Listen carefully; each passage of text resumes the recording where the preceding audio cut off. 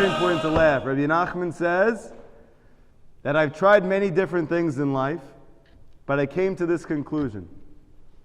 I tell you, you have to be b'simcha all the time. However, I figured out it's impossible to always be happy unless you're silly. So even though we intuitively feel that when we're silly sometimes, it eases the load of life. And it makes us feel a little better even though the situation hasn't changed. So there's a very deep chokhmah to this. That to be silly a little bit is good.